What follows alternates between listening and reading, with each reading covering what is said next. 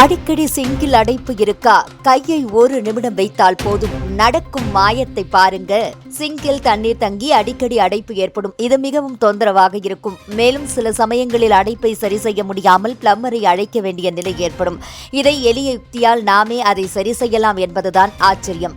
பெரும்பாலும் நம் வீட்டு பாத்திரம் கழுவும் சிங்கில் சின்ன சின்ன குப்பைகள், உணவு எச்சங்கள், எண்ணெய் படலம் போன்றவை அடைப்பை உண்டாக்கும். அதனால்தான் தண்ணீர் ஓடாமல் தங்கிவிடும். ஆனால் ஒரு சின்ன முயற்சியால் இதை உடனே சுத்தமாக்கலாம்.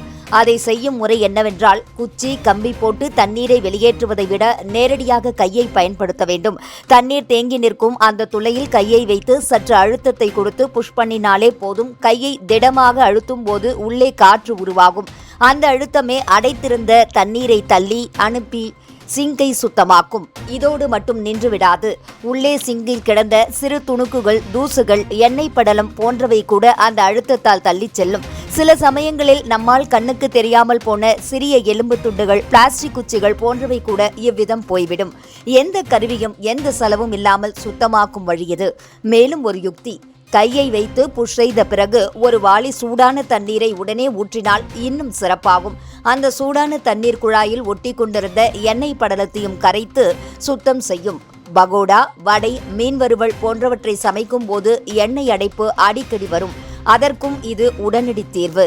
இது நம் வீட்டுக்கு மட்டுமல்லாமல் ஹோட்டல், சிறிய டீ கடை, அலுவலக கேண்டீன் போன்ற இடங்களிலும் பயன்படுத்தக்கூடிய முறை.